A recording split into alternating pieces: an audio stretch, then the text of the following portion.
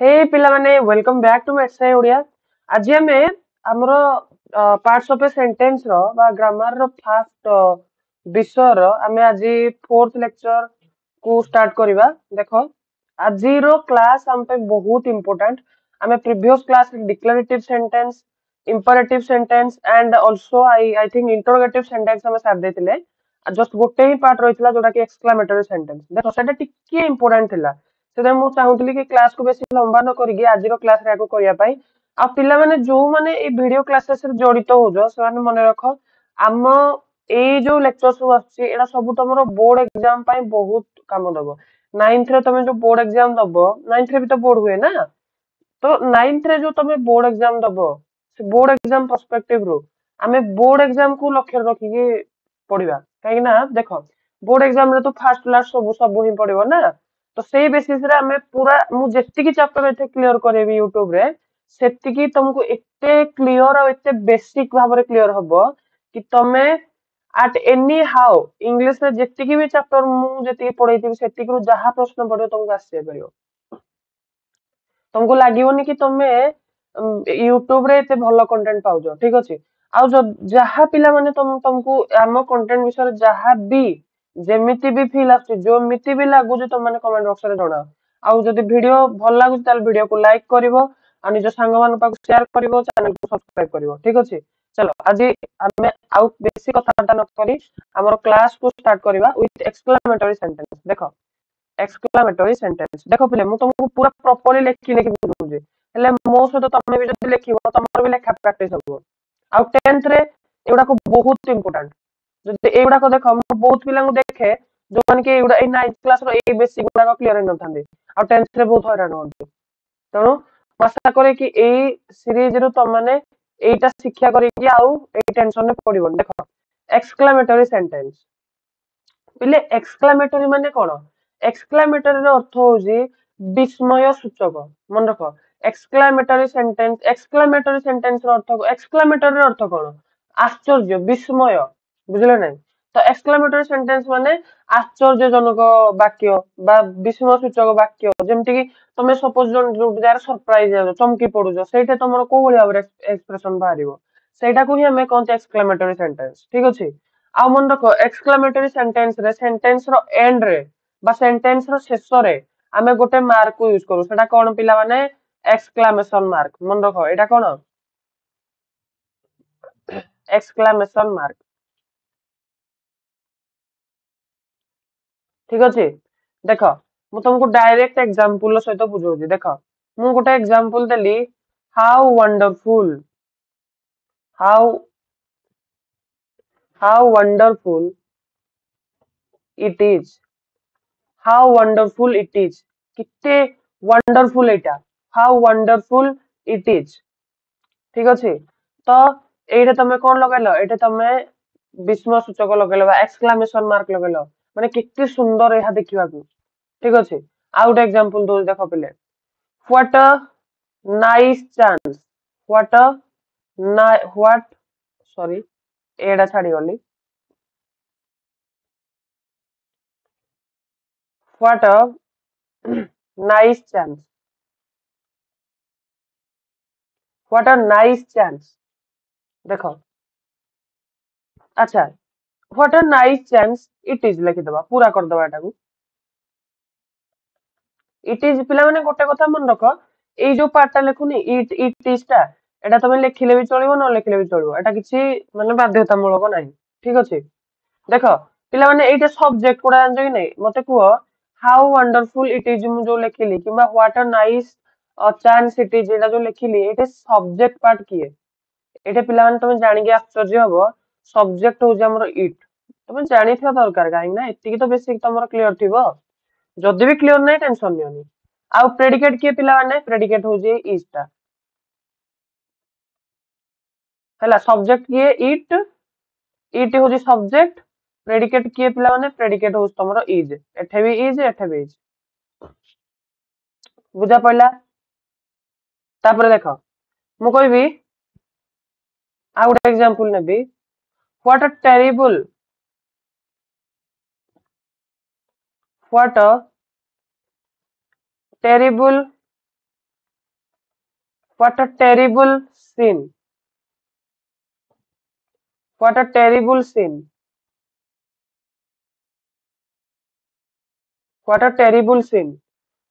It is. ତମେ it is ଲଗେଇଲେ ବି କିଛି ଅସୁବିଧା ନାହିଁ ହେଲା ଆକ୍ଚୁଆଲ ଦେଖ ଏଇଟା it is ଟା ହାଇଡ୍ ହେଇକି ଅଛି ଯଦି ଆମେ it is ନ ଲଗେଇବା ଏଇଟା ଟିକେ ବେଶୀ ସୁନ୍ଦର ଲାଗିବ ଦେଖ it is ଲଗେଇଦେଲେ ଟିକେ ଅଡ୍ ଲାଗୁଛି what a terrible sense it is କିନ୍ତୁ ଆମେ ଯଦି ଏମିତି ହିଁ କହିଦେଲେ what a terrible sin କେତେ ବଢିଆ ଲାଗୁଛି ତ ତମେ କହିବ ଦେଖ କିଛି ପିଲା ଅଛନ୍ତି ମାନେ ଆମର ଏକ୍ସାମ ରେ କେମିତି ପଡେ କି ଗୋଟେ ସିମ୍ପଲ ସେଣ୍ଟେନ୍ସ ଦେଇଥିବ ତାକୁ କହିବ କି ଏକ୍ସକ୍ଲାମେଟର ରେ ଚେଞ୍ଜ କରିବା ପାଇଁ ସେମିତି ଏବେ 9th ରେ ଆଇ ଥିଙ୍କ ପଡେନି ଏତେ ବୁଝିଲ ନା ଏତେ ସେଗୁଡାକ ୟୁଜେସ୍ ଦରକାର ନାହିଁ କିନ୍ତୁ 10th ରେ ମାନେ ପକେଇଦବ ଗୋଟେ ସିମ୍ପଲ ସେଣ୍ଟେନ୍ସ କୁ ତମେ ଏକ୍ସକ୍ଲାମେଟର କୁ ଚେଞ୍ଜ କରିବା ପାଇଁ ତମେ ହେଇଟା କେମିତି ଜାଣିବ ତମେ ଗୋଟେ ଜିନିଷ ଟା ଅବଜର୍ଭ କରୁଥିବ କି ଯୋଉ ଏକ୍ସକ୍ଲାମେଟରୀ ସେଣ୍ଟେନ୍ସ ର ଆରମ୍ଭଟା କୋଉଠୁ ହଉଛି ପିଲାମାନେ ଏକ୍ସକ୍ଲାମେଟରୀ ସେଣ୍ଟେନ୍ସ ର ଆରମ୍ଭ ହାଉ କିମ୍ବା ହ୍ୱାଟ ରୁ ହଉଛି ତମେ କହିବ ସାର୍ ଆମେ ହାଉ ଲଗେଇକି କୋଉଠି ଷ୍ଟାର୍ଟ କରିବା ହ୍ୱାଟ ଲଗେଇକି କୋଉଠି ଷ୍ଟାର୍ଟ କରିବା କଣ ସାର୍ ଆମେ ଯୋଉଠି ଇଚ୍ଛା ସେଇଟା ହାଉ ହ୍ୱାଟ ଲଗେଇ ଦେଇ ପାରିବା କି ନାଇଁ ଦେଖ ୟା ପାଇଁ ଗୋଟେ ବେସିକ ଟ୍ରିକ୍ ଅଛି ଯୋଉଟା କି ତମର କ୍ଲାସ 10th ରେ ପୁରା ବହୁତ ଡିଟେଲ୍ସ ଭାବରେ ତମ ସାର୍ ମାନେ ଯୋଉମାନେ ପଢେଇବେ ତମକୁ କି ଯଦି ବି ମୁଁ ପଢେଇଲି ତମମାନେ ମ୍ୟାଥ୍ ସାଇ ସହିତ ଆମର ମ୍ୟାଥ୍ ସାଇ ର ପ୍ରିମିୟମ କ୍ଲାसेस ହୁଏ ଆମର ପିଲାମାନେ କରନ୍ତି ଆଉ ରେଜଲ୍ଟ ବି କେତେ ବଢିଆ ହୁଏ ତମେ ଦେଖିଥିବ ସେ ପ୍ରିମିୟମ କ୍ଲାସ ରେ ମୁଁ ତମର ଇଂଲିଶ ଗ୍ରାମାର ପଢାଏ ଆଉ ସେଇ ଟାଇମରେ ତମେ ମୋ ପାଖେ ପଢିବ ମୁଁ ତମକୁ ବୁଝେଇଦେବି ଯେ କେମିତି ଆମେ ହାଉ ଆଉ ହ୍ୱାଟ କୁ କୋଉଠି କେତେ ସୁନ୍ଦର ଭାବରେ ଲଗେଇ ପାରିବା ଠିକ ଅଛି ଯୋଉମାନେ 10th ପିଲାମାନେ ବି ଏ ଭିଡିଓକୁ ଦେଖୁଛନ୍ତି ସେମାନେ ବି ଜାଣିଛନ୍ତି ଯେ ସେମାନେ ଅଲରେଡି ଜିନିଷଟା ଜାଣି ସାରିଛନ୍ତି କାରଣ ତାଙ୍କର ଏଟା ପଢା ସରିଲାଣି ହାଉ ଆଉ ହ୍ୱାଟ କୁ ଆମେ କେମିତି ୟୁଜ କରିବା ତ ତମମାନଙ୍କ ପାଇଁ କହିଦଉଛି ଦେଖ ଯୋଉଠି ମନେ ରଖ ଆର୍ଟିକିଲ ଲାଗିଥିବ ଆମର ଇଂଲିଶ ରେ 3ଟା ଆର୍ଟିକିଲ ଅଛି ଏ ଆନ୍ ଦ ପିଲାମାନେ ମୁଁ ତୁମକୁ କ୍ଲାସ 9th ର ଷ୍ଟାଣ୍ଡାର୍ଡ ହିସାବରେ ବୁଝଉଛି ଦେଖ କ୍ଲାସ 10th ପିଲାମାନଙ୍କର କେବଳ ଏଇ ଆର୍ଟିକଲ କୁ ଦେଖିଲେ ହବନି ତାଙ୍କର ଆହୁରି ବି ବହୁତ କ୍ରାଇଟେରିଆ ଅଛି ଯୋଉଟା କି ହାଉ ହ୍ୱାଟ ଲାଗିପାରିବ ତେଣୁ ମୁଁ ତମକୁ କ୍ଲାସ 9th ଷ୍ଟାଣ୍ଡାର୍ଡ ରେ ତମକୁ ଯାହା ଯେମିତି ବୁଝେଇଲେ ତମେ ବୁଝିପାରିବ ସେମିତି ହିଁ ବୁଝଉଛି କଣ ନା ଏଜ ବି ମ୍ୟାଟର କରେ ଏଜ ଆଗରୁ ଯଦି ଆମେ କୋଉ ଜିନିଷକୁ ବୁଝିବା ପାଇଁ ଟ୍ରାଏ କରିବା ଆମେ ଯେତେ ଚେଷ୍ଟା କଲେ ବି ଏତେ ସହଜରେ ସେଟାକୁ ବୁଝିପାରିବାନି ମୁଁ ତେଣୁ ବେଶୀ ଏକ୍ସପ୍ରେସ କରିକି ତମ ମୁଣ୍ଡ ଗରମ କରିବି ନାହିଁ ମନେ ରଖ ଯୋଉଠି ଆର୍ଟିକିଲ ଏ କିମ୍ବା ଆନ୍ କିମ୍ବା ଦ ୟୁଜ ହେଇଥିବ ସେଇଟା ତମେ ସବୁବେଳେ କୋଉଠୁ ଷ୍ଟାର୍ଟ କରିବ ସେଇଟା ତମେ ସବୁବେଳେ ହ୍ୱାଟ ରୁ ଷ୍ଟାର୍ଟ କରିବ ଯୋଉଠି ଆର୍ଟିକିଲ ଏ ଆଣ୍ଡ ଦ ନଥିବ ସେଇଟା ତମେ ହାଉ ରୁ ଷ୍ଟାର୍ଟ କରିବ ଦେଖ ଯେମିତି କି ହ୍ୱାଟ ଏ ଦେଇଛି କି ନାଇଁ ଦେଖ ଏଠି ହ୍ୱାଟ ରୁ ଷ୍ଟାର୍ଟ ହେଲା ଏଠି ବି ଏ ଦେଇଛି ହ୍ୱାଟ ରୁ ଷ୍ଟାର୍ଟ ହେଲା କି ନାଇଁ ସେମିତି ହାଉ ଦେଖ ମୁଁ ହାଉ ବାଲା ଏକ୍ସାମ୍ପଲ ଦେଇଛି ହାଉ ୱଣ୍ଡରଫୁଲ ଇଟ ଇଜ କିନ୍ତୁ ଏଠି ଏ ଆଣ୍ଡ ଦ କିଛି ୟୁଜ ହେଇଛି କି ପିଲାମାନେ ନାଇଁ ଆର୍ଟିକିଲ ଏଠି ୟୁଜ ହେଇନି ଠିକ ଅଛି ଦେଖ ମୁଁ ଆଉ ଗୋଟେ ଏକ୍ସାମ୍ପଲ ନଉଛି ଆଉ ଗୋଟେ ଏକ୍ସାମ୍ପଲ ତମ ଖୁସି ପାଇଁ ନଉଛି ଦେଖ how beautiful how beautiful how beautiful is Sita dances how beautiful is Sita dances ମାନେ ସୀତା କେତେ ସୁନ୍ଦର ଡ୍ୟାନ୍ସ କରେ ଠିକ ଅଛି ଦେଖ ଏଇଠି ଏ ଆଣ୍ଡ ଦ କୌଣସି ପ୍ରକାର ଆର୍ଟିକଲ କୁ ୟୁଜ କରାଯାଏ ନାହିଁ ସେଇଥିପାଇଁ ଆମେ ଏଠି ହାଉ ଲଗେଇଲେ କିନ୍ତୁ ପିଲାମାନେ ଏଇ ରୁଲ ଟା କିଛି ଜାଗାରେ କାମ କରିବ ନାହିଁ ଏକ୍ସେପସନ ଏଇଟା ଗୋଟେ ମନେ ରଖ ଏଇଟା ଗୋଟେ ମାନେ ପରମିଟେବୁଲ ରୁଲ କ୍ଲାସ 9th ପର୍ଯ୍ୟନ୍ତ ଏଇଟା ତମେ କାମ ଚଳେଇ ଦେଇ ପାରିବ କିନ୍ତୁ କ୍ଲାସ 10th ରେ 60% ଜାଗାରେ ଏଇଟା କାମ ଚଳିଯିବ କିନ୍ତୁ 40% ଏମିତି ବି ଜାଗା ଆସିବ ଯୋଉଠି କି ଏଇଟା କାମ ଦବ ନାହିଁ ଆମକୁ ଆଉ ଗୋଟେ ନୂଆ ମେଥଡ ଜାଣିବାକୁ ପଡିବ ଠିକ ଅଛି ସୋ ବି ପ୍ରିପେୟାର ଫର କ୍ଲାସ 10th ଦେଖ କ୍ଲାସ 9th କୁ ଆମେ ସେଇଥିପାଇଁ ଏତେ ବେସିକ ରେ ପଢୁଛେ ଠିକ ଅଛି ସୋ ବୁଝିଲ ତାପରେ ଆମେ ଯିବା ମନେ ରଖ ହାଉ ବ୍ୟୁଟିଫୁଲ ଇଜ ଏଇଟା କଣ ଏଇଟା ହଉଛି ତମର ବାକ୍ୟର ପ୍ରେଡିକେଟ ପାର୍ଟ ସବଜେକ୍ଟ ପାର୍ଟ କୋଉଟା ସୀତା dances ମାନେ ତମେ ଜାଣିଛ ସବଜେକ୍ଟ ପାର୍ଟ ଟା ପୁରା ଡିପେଣ୍ଡେଣ୍ଟ ଇଏ କୋଉଠି ଇଣ୍ଡିପେଣ୍ଡେଣ୍ଟ ହେଲା ଭଳିଆ ତମକୁ ଲାଗିବନି ହେଲା ସୀତା ହିଁ ହଉଛି ତମର ସବଜେକ୍ଟ ସୀତା dances ନାହିଁ dances ତମର ଭର୍ବ ହେଇଯିବ କେବଳ ସୀତା ହେଲା ମୁଁ ଭୁଲରେ dances ଆଡେ ଗାର ମାରିଦେଲି ସୀତା ହିଁ ହଉଛି ତମର କଣ ସବଜେକ୍ଟ ସେ ପୁରା ଇଣ୍ଡିପେଣ୍ଡେଣ୍ଟ ହେଲା ତାପରେ ଦେଖ ଗୋଟେ କଥା ମନେ ରଖ ଏକ୍ସକ୍ଲାମେଟରୀ ସେଣ୍ଟେନ୍ସ ରେ ପ୍ରାୟ ଟାଇମ ରେ ସବଜେକ୍ଟ କିଏ ହୁଏ ଇଟ ହିଁ ହୁଏ ଆଉ ଭର୍ବ ହୁଏ ଇଜ ଲେଖିଦଉଛି ଏଟା ଡେଫିନେସନ ଟାଇପ ର ମନେ ରଖିଦବ ମାନେ ତ ଡେଫିନେସନ ଆମେ କାହିଁକି ଲେଖୁଛେ ଯେତେବେଳେ ତମେ ପରେ ଏଟାକୁ ପଢିବ ତମେ ସେଟା ପଢିଲା ମାନେ ମନେ ପଡିଯିବ, ରିକ୍ୟାପ ହେଇଯିବ। in the in the exclamatory in the exclamatory sentence in the exclamatory sentence the subject is it। subject किए पिला माने it, मन रख। subject हो तो मानकर it and the verb is and the verb किए verb हो जी the verb is किए verb ही हो जी is। तुमको सर कौन जुड़े is लगे देलानी नहीं। subject हो जी is, ए जो subject हो जी it, verb हो जी is। Etah subject Etah verb, ठीक ଅଛି। किंतु माने देखियो किंतु किछि टाइम रे माने तमे कहो कि सर सब बेले कोन इट हबो कि सब्जेक्ट ता नहीं। देखो लिखि दउछि से पॉइंट ता एटे तम खुशी पाई। sometimes sometimes in an exclamatory sentence गोटे exclamatory sentence रे in an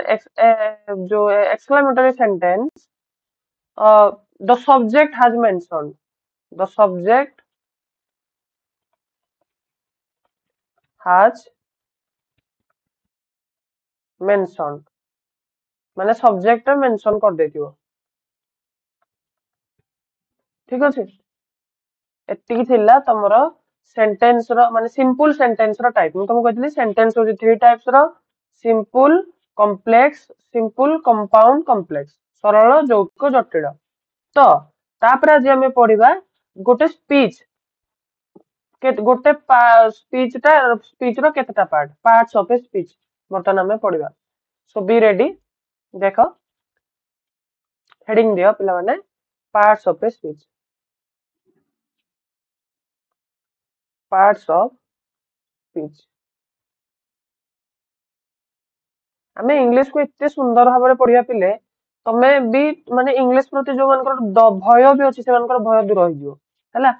तो इंग्लिश एमती किसी सब्जेक्ट नहीं जोटा कि तुमको भय करिया पड़िबो, बुझल नहीं। So be positive and listen carefully to the class, ठीक अछि। देखो the words are used the words are used in a sentence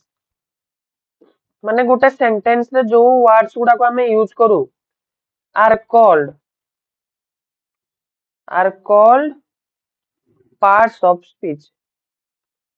parts of speech। माने कौन पिला माने हमें पार्ट्स ऑफ स्पीच का को गोटे सेंटेंस रे जो मानु को हमें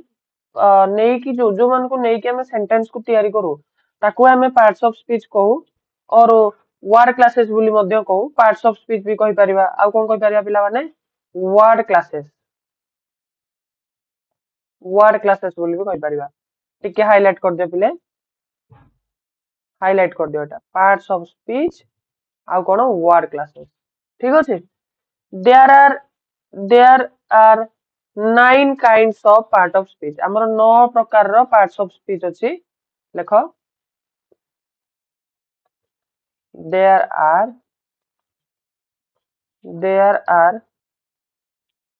9 kinds of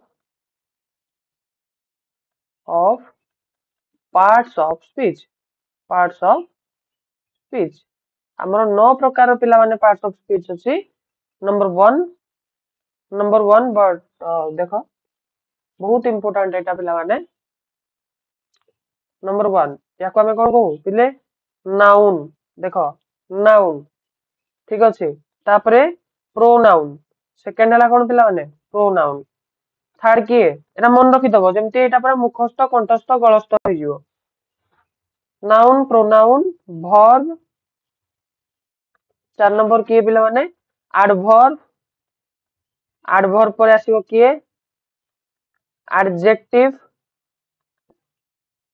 एडजेक्टिव। 6 हो जे preposition, preposition. Number 7 conjunction, conjunction. Number 8 interjection interjection पिला इंटरजेक्शन पड़िबनी इंटरजक्शन देखो मु भी एबे स्पेलिंग भूल कर देथांदी तापरे डिटरमाइनर्स न हला कोन डिटरमाइनर्स हला एडा हला तमरो 9 प्रकार रो पार्ट्स ऑफ स्पीच एथरु पिला माने कोडा कोडा तमरो क्लास 10th रे अछि देखो तमरो फर्स्ट ऑफ ऑल तमरो मुख्यतः क्लास 10th रे अछि प्रीपोजिशन देखो कोडा कोडा क्लास 10th रे अछि कोडा माने जोरा क्लास 10th रे अछि एडा क्लास 9th माने जोरा क्लास 10th रे अछि एडा क्लास 9th रे नहीं जोरा को क्लास 9th रे अछि एडा क्लास 10th रे नहीं देखो प्रीपोजिशन क्लास 10th रे पडिबो एडवर्ब क्लास 10th रे पडिबो आ बाकी जेते भी रहिला एरा को सब क्लास 9th रे पडिबो गोटे गोटे करिक हमें पढि चलिबा हैला ठीक अछि तो फास्ट विषय रे से नाउन टा मिसे की दे देजी हैला तापर सेकंड विषय रे हमें वर्ब विषय रे पढिबा ठीक अछि तो टिके मते गोटे सेकंड दिया मु चेक कर दिया हमर वीडियो ठीक से होगी कि नहीं देखो सो आज हमें टिके नाउन विषय रे पढि दबा ठीक अछि बेसिक टिके आईडिया पाई जिबा नाउन नाउन विषय रे ठीक अछि देखो पिले नाउन कहले कोन देखो आज हमें parts of sentence parts of speech रो फर्स्ट टाइप कोन नाउन ऊपर जानिबा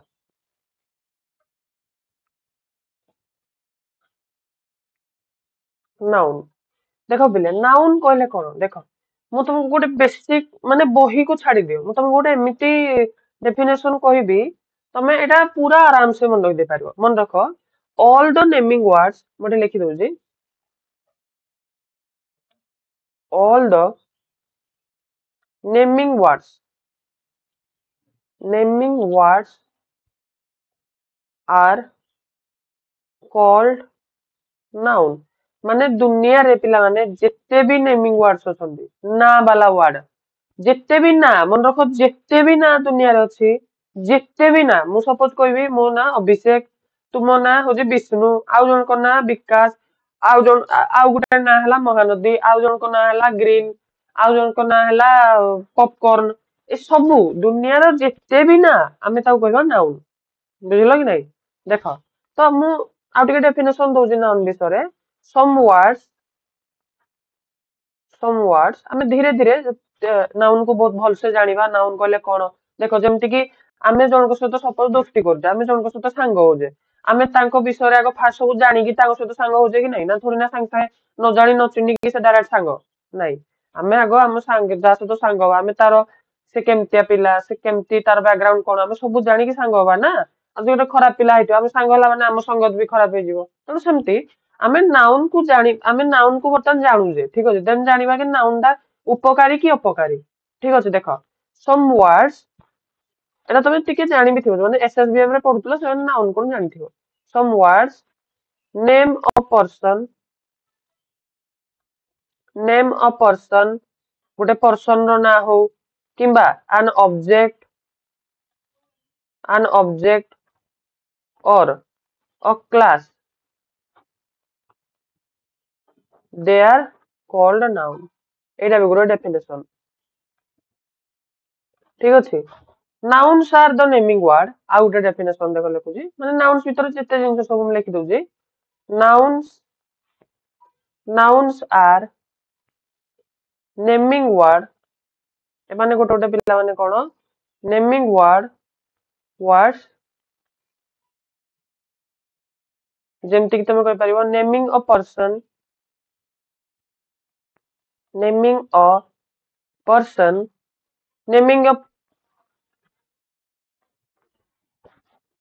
a feeling a person a feeling तमे कहि परिबो a material टिके ऊपर उठा के दउजी पिले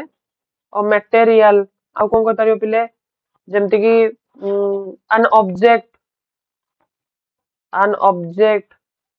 or an abstract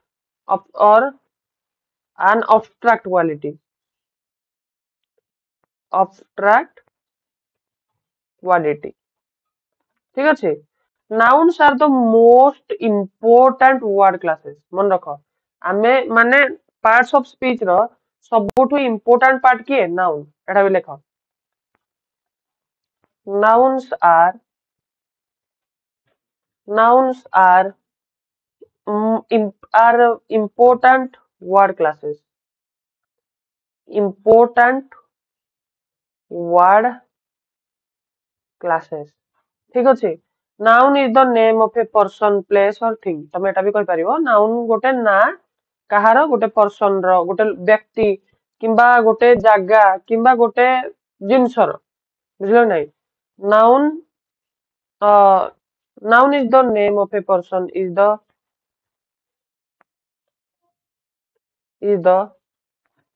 name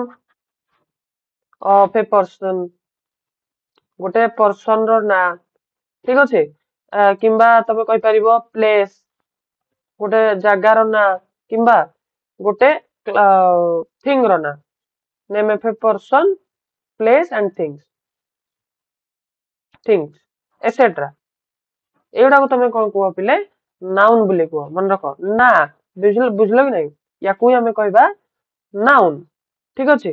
तापरे नाउन को आमे देखो नाउन कहले बेसिकली कौन बुझलो कि नहीं जेते भी ना दुनिया रे ताको आमे नाउन कहंदी एति की पूरा क्लियर समस्त कर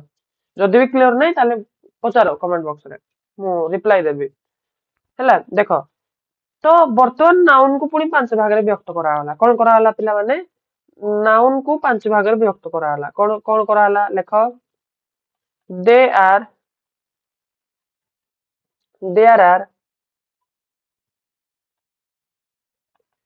there are 5 kinds of noun हमर 5 प्रकार नाउन अछि फर्स्ट कोन पिला माने 5 प्रकार नाउन रु फर्स्ट हला पिला माने मन रख कॉमन नाउन बहुत इंपोर्टेंट कॉमन नाउन माने यार ओडिया तमे के जाति ठीक अछि अच्छा प्रॉपर नाउन कॉमन नाउन पर कोन आसिला पिले प्रॉपर नाउन माने व्यक्ति बा नाम विशेष ओडिया तमे कहि परिबो व्यक्ति बा नाम विशेष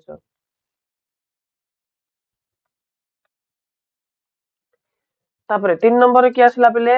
मटेरियल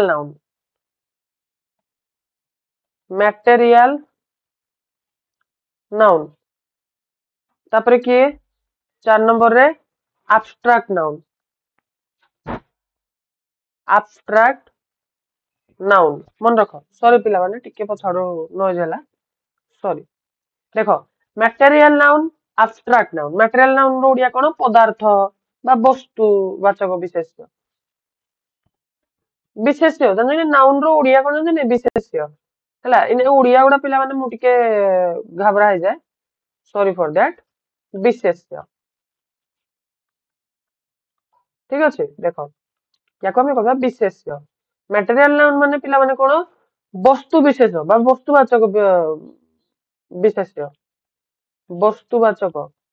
विशेष्य ठीक अछि तापर कहले एब्स्ट्रैक्ट नाउन माने गुणवाचक जनकर सपोज आमे कहबा गुण मु कहबी मोर राग गुण ए सब एटा भी गोटे प्रकार नाउन गुणवाचक विशेष्य ठीक अछि तापर आसिला last but not the least 5 number रो देखो कलेक्टिव नाउन एटा बहुत इंपोर्टेंट मते लागे सबुठु इंपोर्टेंट नाउन मते लागे एटा कलेक्टिव नाउन माने पिला माने कोन समष्टि वाचक विशेष्य एटा हो सबुठु इंपोर्टेंट नाउन तो नेक्स्ट क्लास रे आसिला हम पिला माने पढिबा कोन हमर मेन टॉपिक हो ए पांचटा द 5 टाइप्स ऑफ नाउन हमें से दिन पूरा ही 5टा जाको टाइप माने गोटे क्लास रे 5टा जाको टाइप को बहुत भल से बुझिबा ठीक अछि सो जो मान को क्लास भल लागिला दया करी प्लीज लाइक करिवो and share between your friends share among your friends and also subscribe to our channel. I think you get benefited from our channel. Okay, thank you. जय Jagannath and drop a comment केमती तुमको class लगिला comment box रे जणेबो thank you जय Jagannath bye bye have a very good day। Thank you ପିଲାମାନେ।